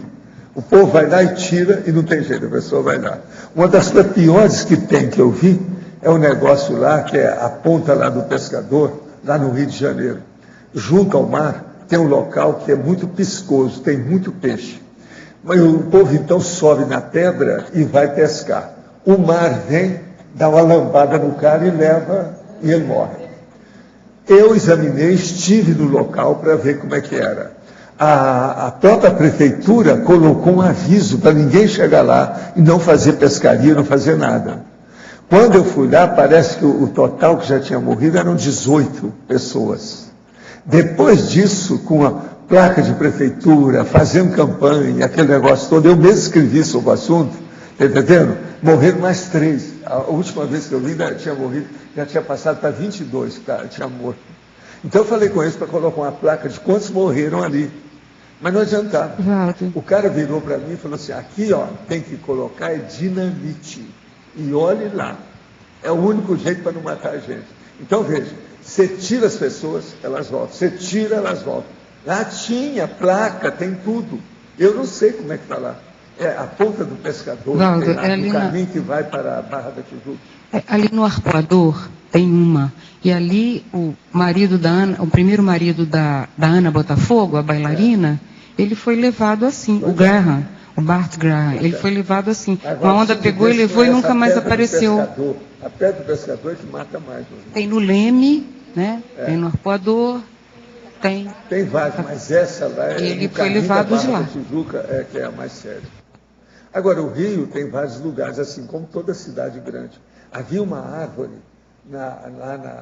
no processo ali da passagem da Lagoa Rodrigues de Freitas, na curva lá, no Calombo. Já viu falar na curva do Calombo? Tinha uma árvore que eles até colocaram lá um sinal, que é um monte de carro e o cara que batia morria. Tinha batido muitos. Parece que foi lá, pois é. Agora veja, não tem jeito. Agora o Rio tem umas coisas engraçadas. Existem também aquelas árvores lá no fim do Leblon, que é do Oriente, que elas são consideradas para assustar os outros, né? Fantasmagórica. Porque você olha dentro dela assim, tem um cara lá esticado. Você vê direitinho o corpo inteiro do cara com os braços para cima, dentro da árvore. Agora, lá no Oriente, ela é considerada um negócio brabo. E eles plantaram isso no Leblon. Agora, teve gente que chegou lá no Rio, que não conhecia nada, eu levei lá para ver. Os caras não dormiram à noite, só de pensar naquilo. Me conta, mas será que tem um homem dentro de cada árvore dessa? Porque lá tem uma série delas. Eu não sei se ainda conserva essas árvores lá. Mas você vê direitinho o cara preso dentro do tronco da árvore. Aparece direitinho com os braços, tudo. É impressionante aquilo. Poderia ampliar na página 2, em detalhismo, o item tecnologia, as técnicas de avaliar reservas minerais. Esse aqui está querendo procurar ouro. Ajuda ele. Aqui, por exemplo, eu vou falar na questão do ouro que eu trabalhei. Então, por exemplo, você tem uma área, você fez a sondagem, furou, achou o ouro. Aí, com base nos dados dessas sondagens, das amostras, das análises que são feitas, é feito todo um trabalho estatístico desses dados e depois a gente usa métodos geoestatísticos para avaliar quanto de ouro tem naquele local. E daí a gente chama de reserva, ele tem uma reserva de ouro. E depois, em cima disso, é que vai ser planejada a mina. Quanto tempo de duração vai ter aquela mina e quanto de lucro que vai dar aquela mina, aquele minério. Pode comentar como, a partir de amostras coletadas por soldados, poderia haver reserva de lítio no Afeganistão? Amostra de soldado? Amostra é reserva de lítio no Afeganistão. São amostras coletadas por soldado. Eu nunca vi falar Eu também nisso, não vi isso, não. Eu não estive no Afeganistão, eu não lítio? conheço nada, você também não, né? Será Então, que de bomba que tinha lá? De armamento? A extração de petróleo poderia ter uma influência nos terremotos, maremotos? Isso, pois no lugar onde havia petróleo não é deixado nada, e a pressão geológica onde antes havia petróleo. Acredito que mais tarde ou mais cedo o espaço irá para baixo. Haver petróleo, sabe alguma coisa a respeito disso? Não, o que eu penso que pode ter são sismos causados por essa extração, ou mesmo ter algum rebaixamento do solo, ter alguma coisa nesse sentido. É isso que eu penso. Agora, ó, não é fácil a vida humana, né? Existe um cara que escreveu o seguinte, que eu vou ler aqui para vocês, para a gente pensar o que é a civilização. Um navegador atirado a uma ilha deserta temia a todo instante ser devorado pelas feras ou pelos canibais. Quando, ao ver um patíbulo, e a ele um homem que estava pendurado, enforcado, exclamou: graças seja dadas aos céus, estou em terra de gente civilizada. Vocês veem como é que é a civilização humana. Não é fácil, né? Não é fácil.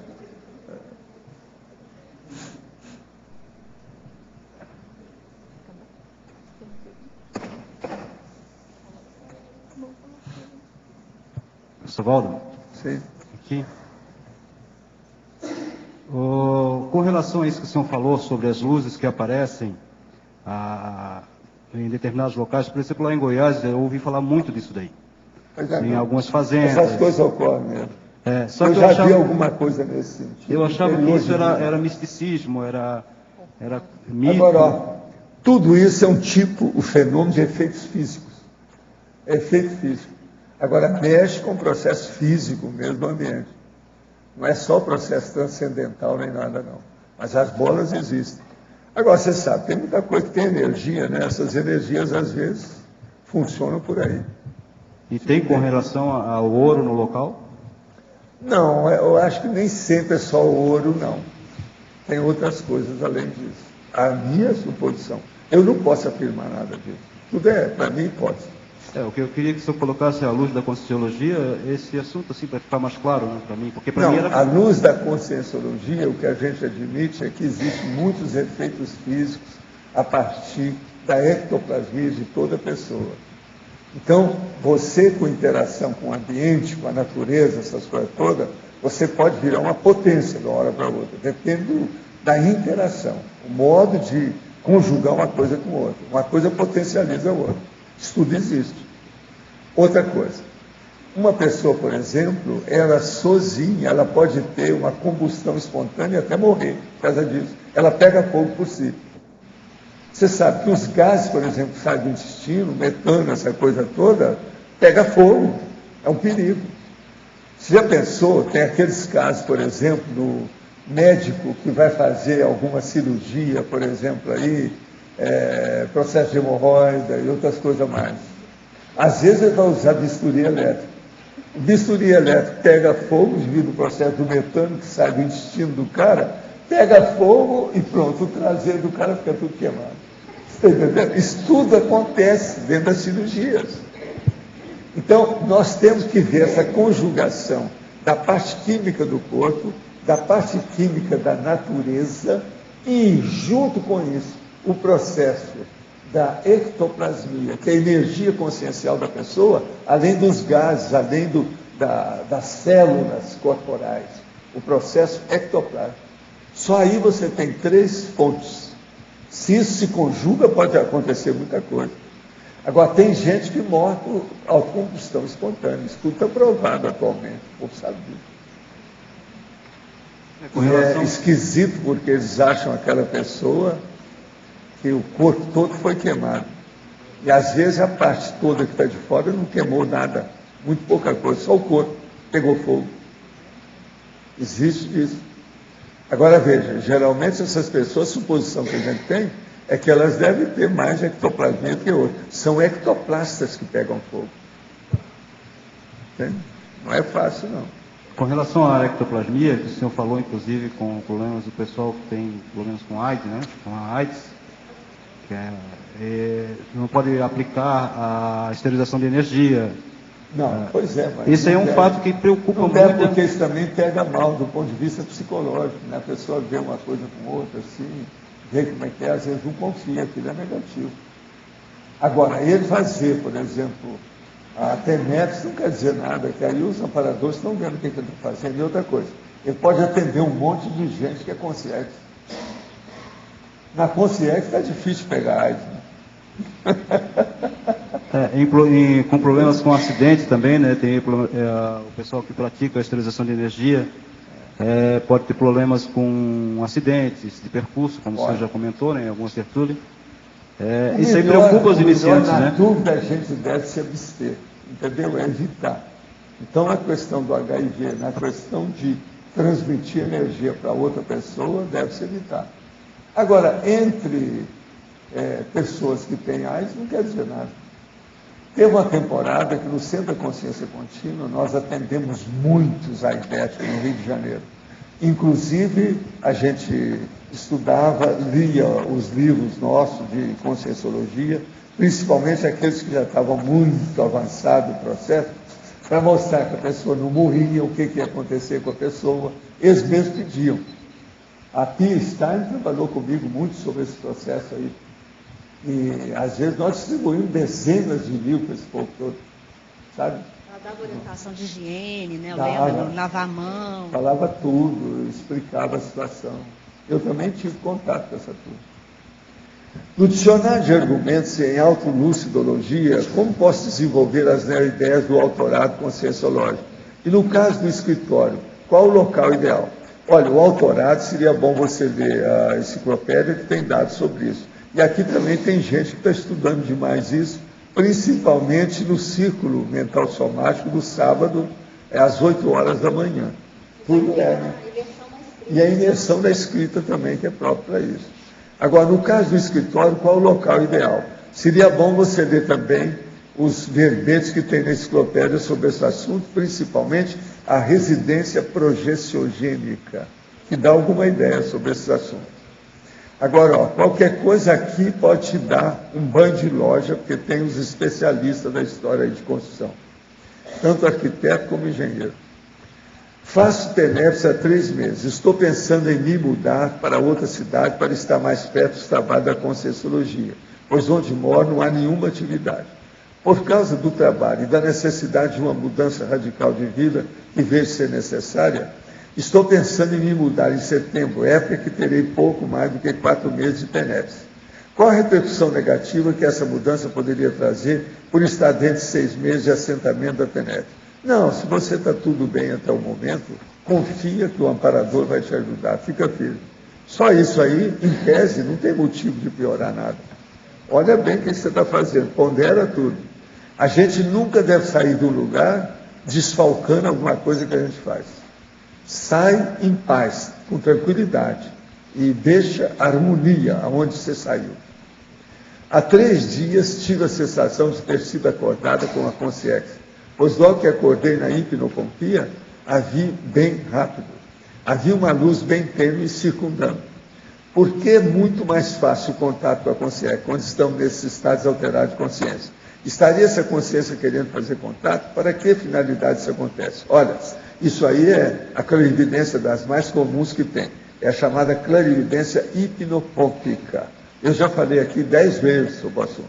Agora, o que se passa? O que você deve fazer é estudar o problema do EV e trabalhar com os processos de energia, fazer assistência quando for possível e estudar as dinâmicas do parapsiquismo com outras coisas mais. Isso é que pode ajudar. Agora, às vezes, essa consciência quer mesmo ter contato com você. Agora, precisa saber se é um contato patológico ou se é um contato sadio. Então, tem que ver se é um amparador ou se é um assediador. Mas aí é só você que tem que saber pelas vivências que você pode ter com a consciência. Por isso que é bom desenvolver os processos do EV. Olha bem isso. O problema para desenvolver parapsiquismo tem que ser baseado nas energias conscienciais. Juliana, na segunda página em Principiologia, o último princípio, se você puder explicar? Assim, princípio da identidade paleontológica. Isso. Não sei se alguém já perguntou, porque não, eu cheguei depois. Esse daqui não. Esse princípio se baseia num grupo de fósseis com características semelhantes que ocorrem sempre naquele período geológico. Então, ele é utilizado até como guia. Então, você usa aquele grupo como guia para determinado período, uma idade geológica de um extrato. É isso. Então, a partir dessa identificação, você já tem uma noção sobre determinado fóssil é identificado sempre no Cenozoico. Você sabe que é aquela região é de idade cenozoica. Uma coisa assim.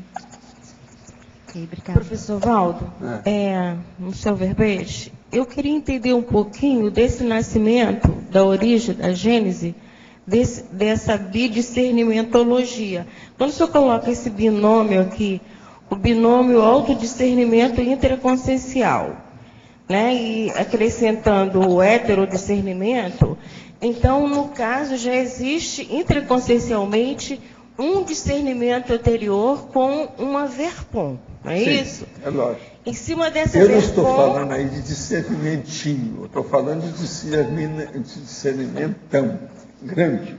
Aquilo que interessa é que é o nosso, consciencial.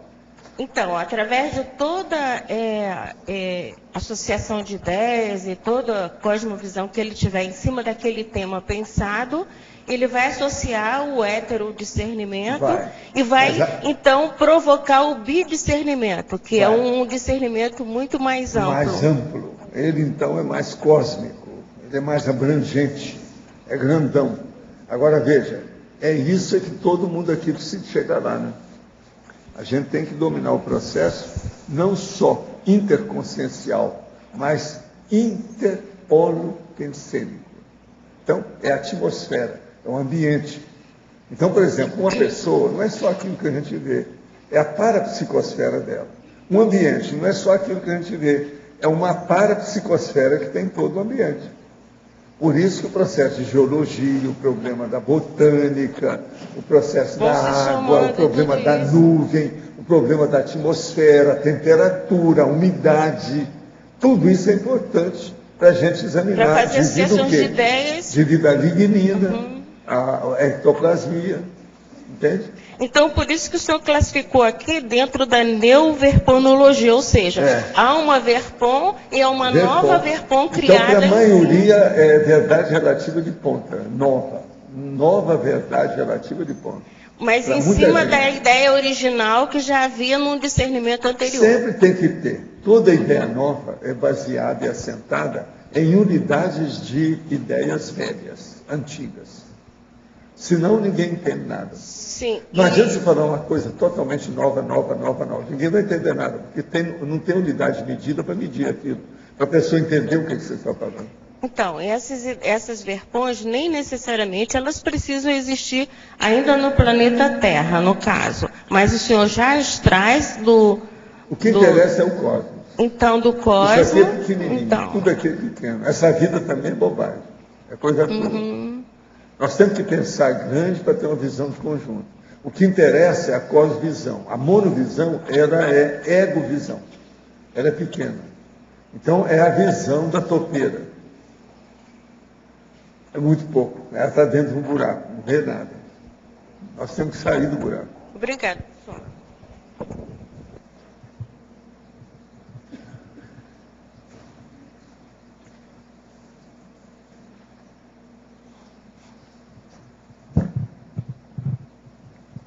Você pode falar alguma coisa sobre geologia para a turma? Bom, sempre ajuda a turma aí, precisa disso. Você sabe que aqui, eu acho que... Quem é que é geólogo aqui, além da Juliana? Tem mais gente? Acho que não tem. É? Se tiver, tem uns 2 ou 3 só, né? É. Quem?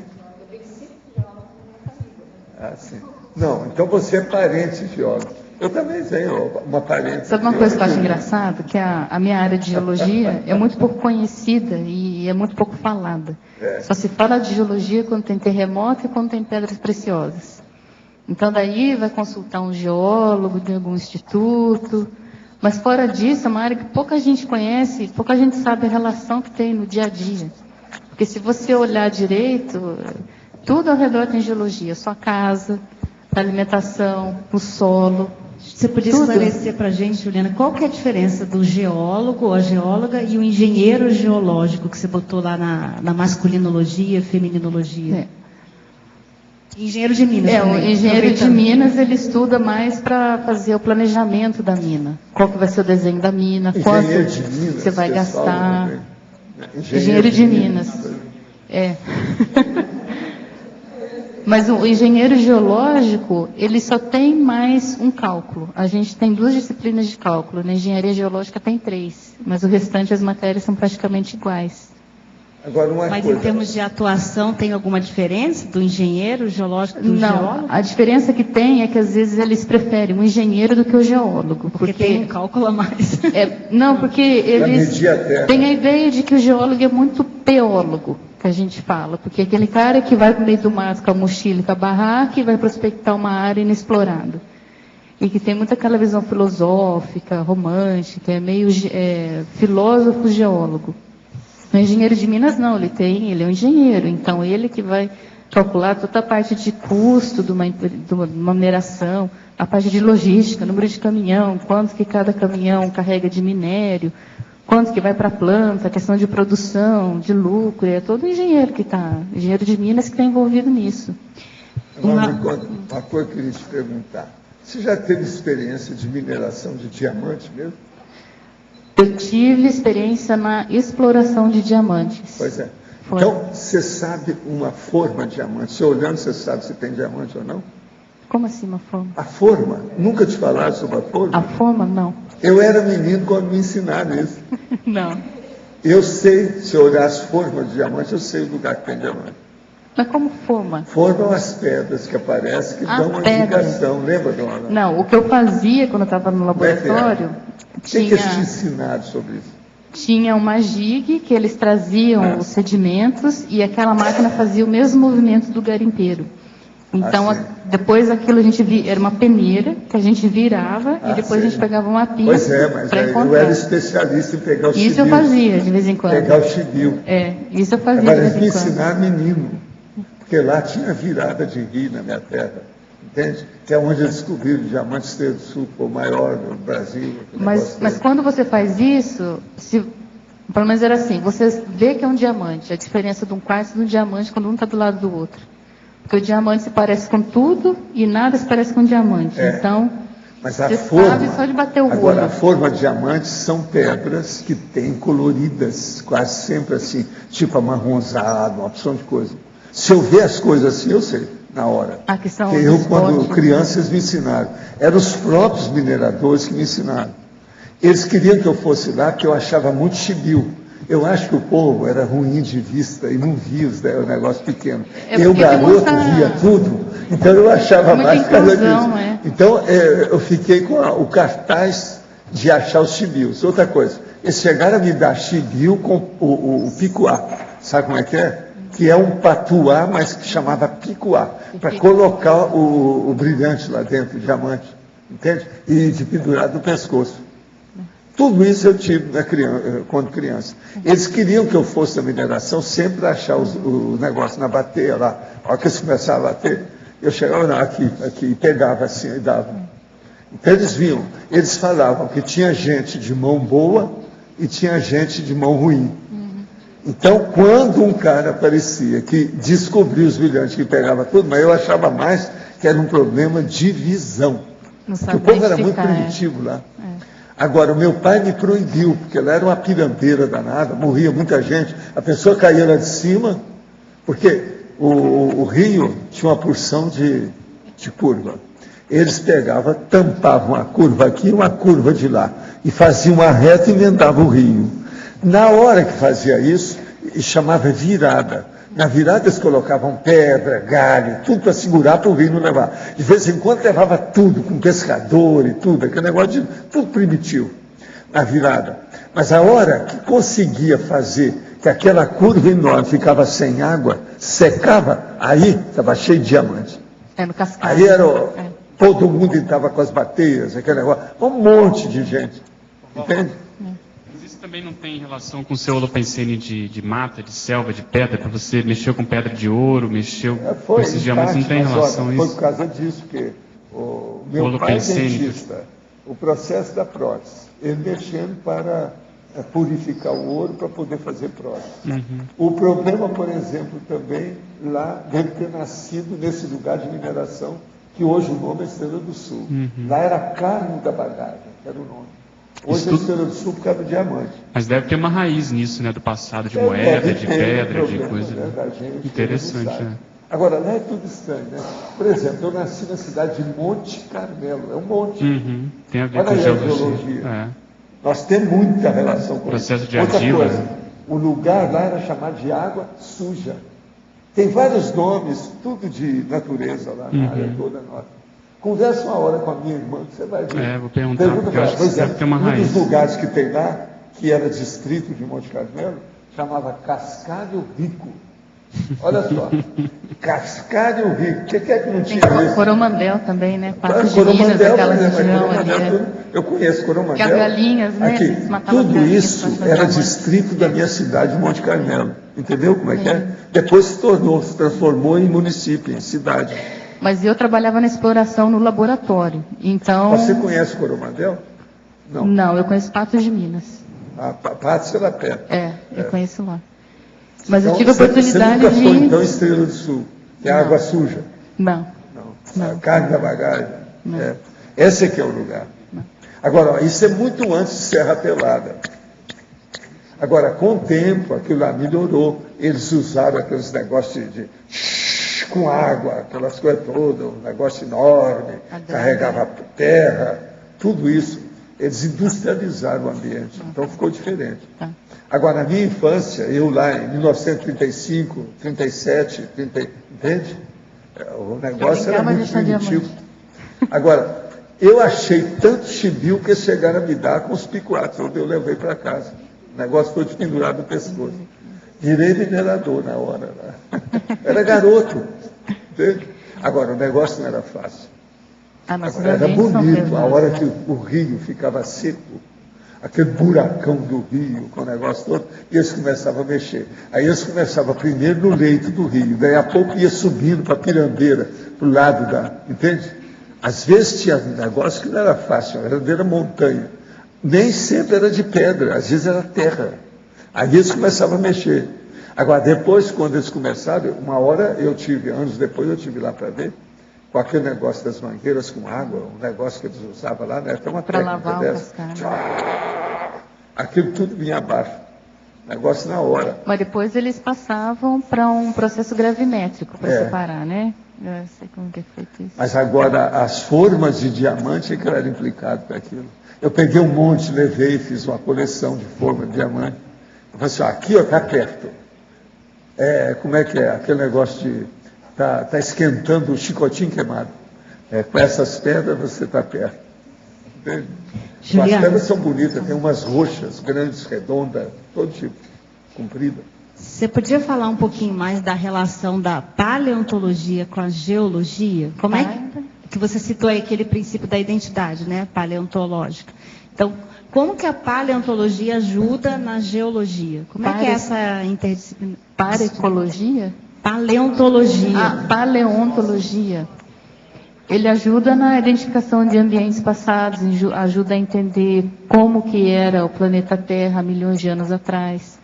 Isso mostra as vidas, os seres que tinham antigamente. Daí isso, quando eu estava escrevendo o verbete, me remeteu à evolução. Como que a gente apareceu aqui? Daí entra outras questões, né? Mas a paleontologia ajuda muito a gente a entender o passado da Terra. Na questão de prospecção de petróleo, são muito usados os microfósseis dentro da paleontologia, que você só enxerga a nível microscópico, que determinados tipos de microfósseis ocorrentes em ambientes que têm oportunidade de ter mais petróleo e outros não. Dentro da Petrobras, tem departamentos específicos para determinados tipos de microfósseis, então é um mundo, sim, enorme. Mas se você for ver a fundo isso, é assim, uma área muito grande. É comum lá na África, onde tem sítios desses arqueológicos, paleontológicos, ter também essas explorações ou não tem relação? Eu não conheço. Você não conhece? Não tem relação, Se tiver, teria relação mais com petróleo.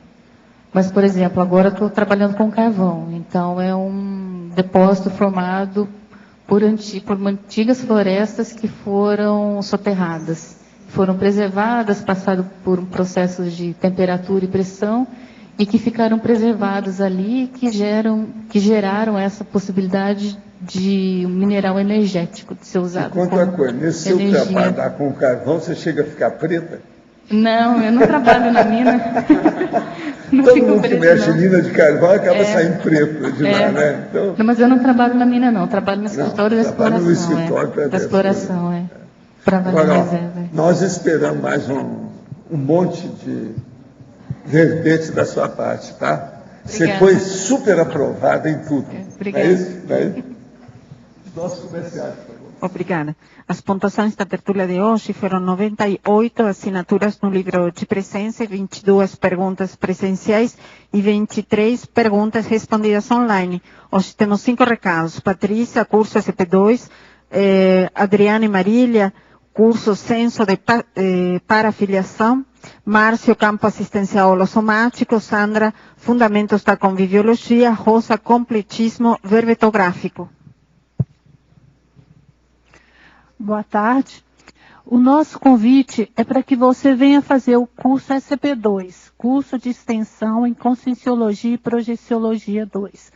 O SP2 é um curso de campo e promove uma interação técnica mental somática com a multidimensionalidade. Então, você que aceitou o desafio da dispersidade nessa vida, não perca as oportunidades dos SP2. O SP2 visa a auto-organização para a dispersidade, favorece o fortalecimento energético, a ampliação das parapercepções e a aquisição de neossinapses. Nós temos agora, eu vou falar das próximas turmas para que você possa se organizar melhor.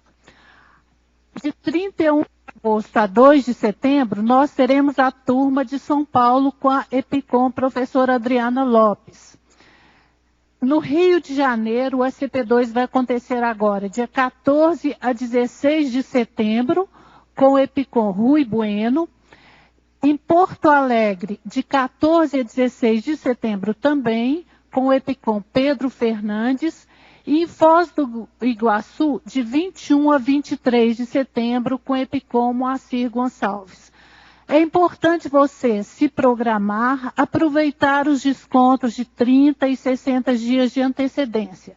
Procure a unidade educacional do seu estado ou então nos procure pelo telefone 45 2102 1448. Aqui em Foz. Repetindo, 45 2102 1448. Obrigado pela atenção. Olá. Esse final de semana nós vamos estar dando o curso Censo de Parafiliação. Então é um curso prático para uma turma pequena em que nós vamos ter várias atividades energéticas e parapsíquicas para justamente facilitar o estudo pessoal sobre a conexão com os amparadores extrafísicos. Então, como é essa conexão, o que favorece, o que dificulta. Então, convidamos a todos.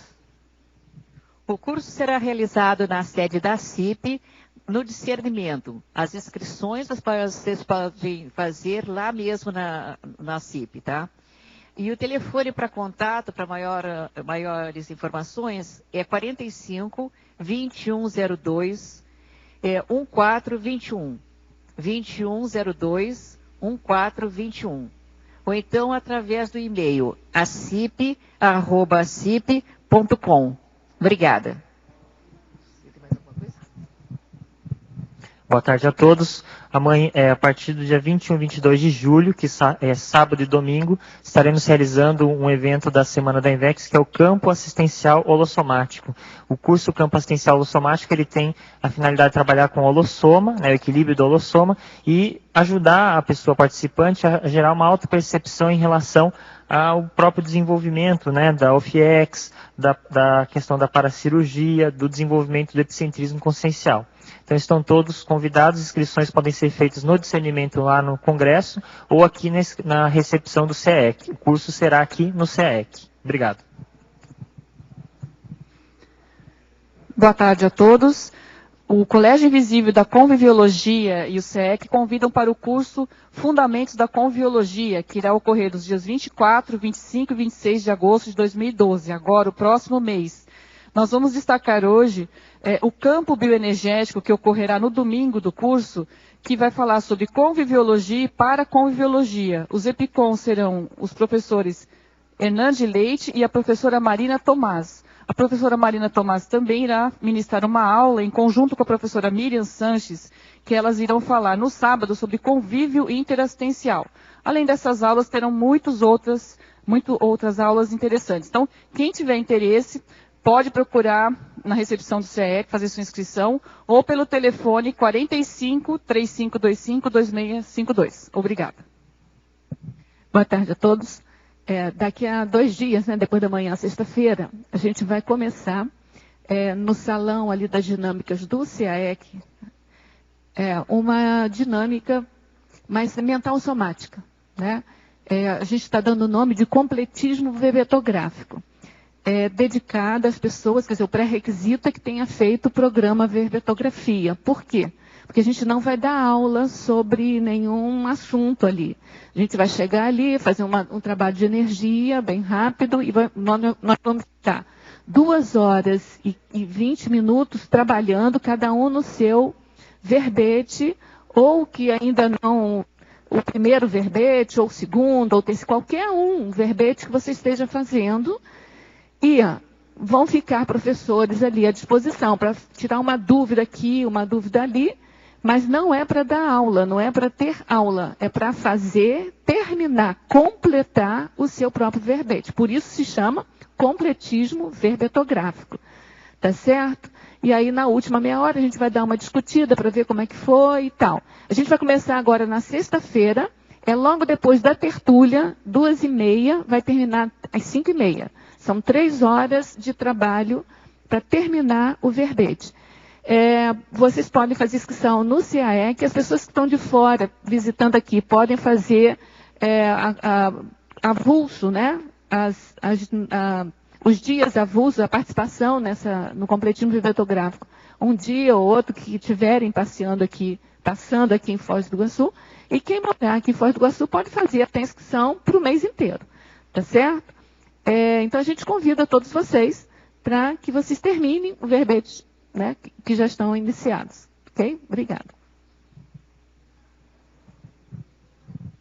O verbete da manhã é Controvérsia Útil, especialidade Controversiologia, autora professora Mabel Teles.